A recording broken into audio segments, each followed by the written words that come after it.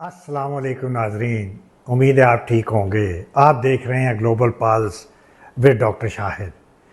आज कुछ नई बातें इकट्ठी हो गई हैं बलूचिस्तान के हवाले से। आज मेरी छठी एपिसोड है और जो पसंद कर रहे हैं उनका भी शुक्रिया, जो नहीं पसंद कर रहे हैं उनका भी शुक्रिया, जो देख रहे हैं उनका भी शुक्रिया। मैंने आपसे पिछले टॉक में कहा था, जब मैंने ऑटोबायोग्राफी खान ऑफ कलात की जिक्र की थी, कि मैं अब बलोच रहनुमाओं के ऊपर आऊँगा और मैं उनके व्यूज़ आप लोगों के साथ शेयर करूँगा।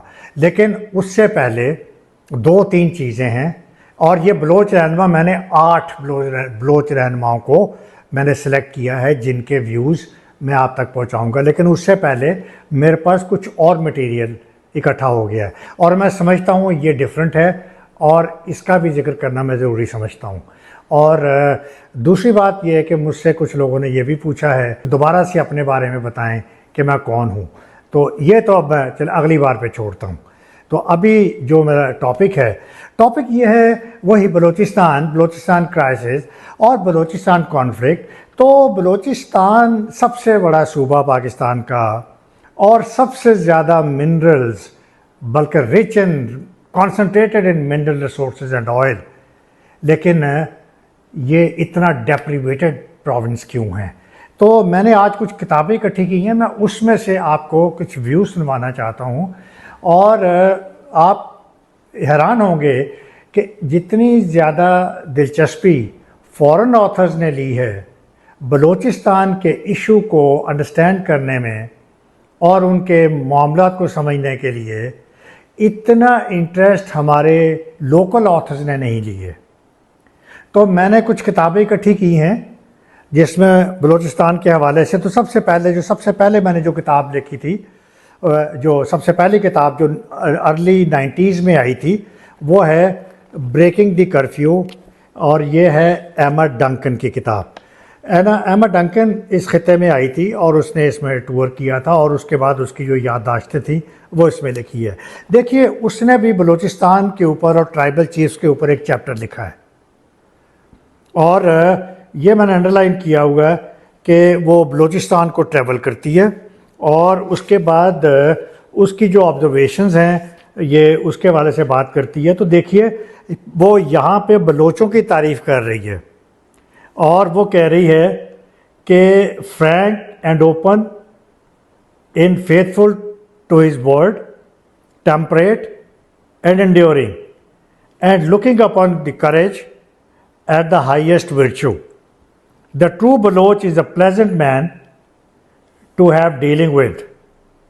तो यहाँ पे ये बलोचों की तारीफ़ उन्होंने की है कि जो उनकी खसूसियात हैं और उनके बारे में बात की है। अगले सफ़े के ऊपर वो फिर बलूचिस्तान की ग्रीवेंसेस की बात करती है और फिर उसके बाद वो बताता है कि किस तरह से इनको डिनाई किया गया इनकी प्राइज्ड नेशनल आइडेंटिटी को। थोड़ी सी इंग्लिश यूज़ करूँगा माज़रत के साथ, कि किस तरह से बलोचियों को, और अयूब खां के दौर की वो बात कर रही है कि किस तरह से बलोच कौम को उनकी नेशनल आइडेंटिटी से महरूम किया गया था और उनको धमकियाँ दी गई। फिर वही भुट्टो वाली स्टोरी भी इसमें शामिल है, जिस तरह भुट्टो ने ट्रीट किया था अल्लाह मेंगल, गौस बख्श मजेंजो, खैर बख्श मरी और अकबर बुगटी, उसका भी इसमें ज़िक्र है। फिर उसके बाद इसमें यह भी ज़िक्र है कि किस तरह से गैस एक्सट्रैक्शन हुई और गैस एक्सट्रैक्शन के बाद किस तरह से बलूचिस्तान को इग्नोर किया गया और किस तरह से जो बलूचिस्तान के जो हकूक़ हैं उनको एक्सप्लॉइट किए गए। उसके बाद वो इस किताब में ये भी ज़िक्र करती है, it's very interesting, at independence the smaller provinces swapped white colonist, यानी कि डिपेंडेंस के वक्त जो छोटे सूबे थे इन पे सफ़ेद लोगों का कानून था, उनका रूल था, और अब गोरों की जगह ब्लैक वंस आ गए हैं। यानी कि वो कह रहे हैं कि बलोच पहले गोरे रूल कर रहे थे, अब काले रूल कर रहे हैं, यानी कि यहीं के लोकल रूल कर रहे हैं और हमें हमारी ऑटोनॉमी नहीं दी गई और हमारी रिकग्निशन नहीं की गई हमारे राइट्स के लिए। और तो ये उसमें इसकी पूरी स्टोरी है। उसके बाद नेक्स्ट किताब 1991 में आती है और वो क्रिस्टीना लैम 1991 में से लिखी। ये भी पाकिस्तान आई और इसने भी विज़िट किया डिफरेंट प्रोविंसेस को और बलूचिस्तान को भी विज़िट किया। इसने भी अपनी याददाश्तें लिखी हैं। इस किताब का नाम है वेटिंग फॉर अल्लाह। ये भी एक बड़ी इंटरेस्टिंग कहानी है, कभी आपसे बात होगी कि इसने इस किताब का नाम वेटिंग फॉर अल्लाह क्यों रखा था। खैर, इसमें आप देखिए बलूचिस्तान के बारे में ये 199 पेज है और ये बलूचिस्तान के बारे में ये लिखती हैं author, Pakistan most backward province. अब ये ऑब्जर्व कर रही है और ये आपको बलोच कौम के बारे में ये क्या कह रही है। उसके बाद कह रहा है military cantonment and the chaos in the city. ये कोयटा की वो बात कर रही है कि कोयटा में उसने किस तरह से इंतशार देखा।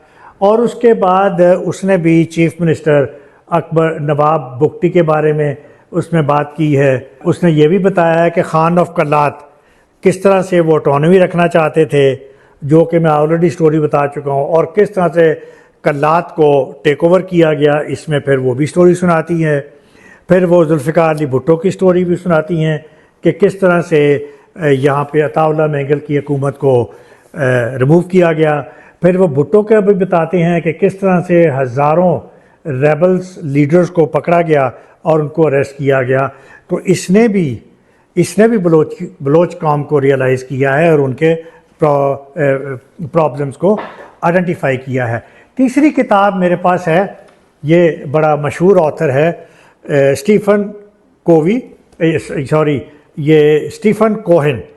कोहेन साउथ एशियन एक्सपर्ट था। 2001 में इसने ये किताब लिखी, द आइडिया ऑफ पाकिस्तान, बहुत मशहूर किताब है। तो द आइडिया ऑफ पाकिस्तान में ये फॉरेन ऑथर है, इसने भी इसके ऊपर बलूचिस्तान के ऊपर इसने कुछ बातें लिखी हैं और ये आप देख सकते हैं बलूचिस्तान के ऊपर, ये मैंने रेड हाईलाइट किया हुआ है। और आइए इसमें से भी चंद एक प्रॉब्लम कहते हैं। The problem in Balochistan was potentially serious. तो look at the words, potentially serious. और इस वक्त जिस नहज पे बलूचिस्तान के हालात पहुंच गए हैं, तो आप सोचिए कि सीरियस से हमें आगे कितना बड़ा हमें वर्ड यूज़ करना पड़ेगा इस वक्त जो हालात हैं। कहते हैं the Baloch had its own autonomous history and they did not change much under British rule। तो उनको ऑटोनॉमी को वो हमेशा से पसंद करते रहे हैं, यानी कि जो एलियंस हैं वो बाहर के लोगों को एलियन समझते हैं और बेशक वो पाकिस्तानी हों या गोरे हों, वो उनको पसंद नहीं करते। और फिर उन्होंने बताया है किस तरह से मिनी वॉर स्टार्ट हुई बलूचिस्तान। अयूब खान का जिक्र है और किस तरह से अयूब खान ने डिवाइड एंड रूल की स्ट्रेटजी अपनाई, किस तरह से वो ऑटोक्रेटिकली रूल किया गया बलूचिस्तान को, बलूचिस्तान के साथ जो महरूमी है तो उसका इसमें ज़िक्र है इस किताब में। 3 किताबें हो गई। चौथी किताब जो है ये अब आई है 2005 में। जो हमारे बड़े मशहूर 1965 के हीरो थे, चीफ ऑफ एयर स्टाफ थे, air marshal Asghar Khan, retired Asghar Khan ने ये किताब 2005 में लिखी थी और इसका ये नाम है we have learn nothing from the history. तो इस किताब के अंदर भी बलूचिस्तान का एक पूरा चैप्टर है, बलूचिस्तान इन अ फेडरेशन। और इस किताब में भी इन्होंने, शुक्र है कि इन्होंने बलोच कौम की ग्रीवेंसेस को रियलाइज़ किया है, बलूचिस्तान की महरूमियों को उन्होंने फील किया है और उन्होंने बताया है कि किस तरह से फेडरेशन ने बलूचिस्तान को उसका हकूक़ नहीं दिए। उन्होंने बताए हैं कि किस तरह से गवादर की बात की है और गवादर में किस तरह से, हालांकि गवादर 2013 में सी पैक का आगाज़ हुआ था, लेकिन इस किताब में उन्होंने बहरहाल गवादर का जिक्र किया है और बताया है किस तरह से बलोच के हकूक़ों को पामाल किया गया और चाइनीज़ को डेवलपमेंट के लिए दिया गया।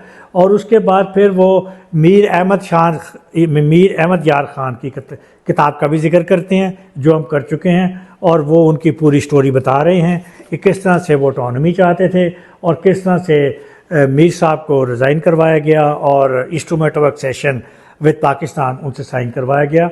और उसके बाद फिर खान ऑफ कलात किस तरह से अरेस्ट किए गए, तो उसमें फिर आगे उन्होंने अताउल्ला मेंगल, खैर बख्श मरी और वो किस तरह से एग्ज़ाइल में गए, किस तरह से वो ज़्यादतियाँ हुई, गौस बख्श बजिंजों के बारे में उन्होंने बताया। और उन्होंने ये बताया कि ये खैर बख्श मरी और अताउल्ला मेंगल तो एक ज़माने में आकर they have given up all hopes of an adjustment with the federation. तो इस किताब का बाल ये इनके व्यूज़ का हम आगे जब इन पे आएंगे तो इनका जिक्र करेंगे। और तो उसके बाद आखिरी किताब है जो लेटेस्ट मार्केट में आई है, वो है मलिहा लोधी ने एडिटिंग की है इस किताब की। इसमें कुछ आर्टिकल्स हैं जो पाकिस्तान से रिलेटेड हैं। Pakistan search for stability latest किताब है, अभी चंद महीने पहले आई है। और इस किताब में उन्होंने पाकिस्तान के जितने भी चैलेंजेस हैं इस वक्त के उनका जिक्र किया है। लेकिन मेरे लिए क्या शॉकिंग है इस किताब में भी कि इस किताब में भी बलूचिस्तान का कोई जिक्र नहीं है।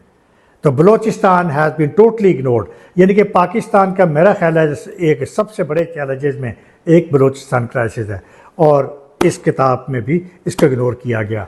और फाइनली एक किताब को मैं जिक्र करने भूल गया, किताब मेरे पास मौजूद है, in the line of fire by Pervez Musharraf. उन्होंने भी किताब लिखी, उन्होंने भी अपनी जो अचीवमेंट्स हैं उनको ग्लोरीफाई किया, वॉर ऑन टेरर पे बहुत कुछ लिखा, लेकिन उन्होंने भी बलूचिस्तान के बारे में एक लफ्ज़ नहीं लिखा। तो मैं यहाँ पे मुझे कंक्लूड करना पड़ेगा कि आपको कंक्लूड ये करना पड़ेगा कि फॉरेन ऑथर तो रियलाइज़ करते हैं, हमारे जो लोकल लिखने वाले हैं वो रियलाइज़ क्यों नहीं करते बलूचिस्तान की प्रॉब्लम्स को। तो अब इसके बाद ये एक चूँकि नया आइडिया नई किताबों के हवाले से मैंने आपके आगे गोशगुजार किया है। अब नेक्स्ट पॉडकास्ट में अब मैं बताऊंगा कि 8 बलोच लीडर्स कौन कौन से हैं और वो क्या चाहते हैं और हर एक के व्यूज़ क्या हैं। इजाज़त दीजिए, अल्लाह हाफिज़।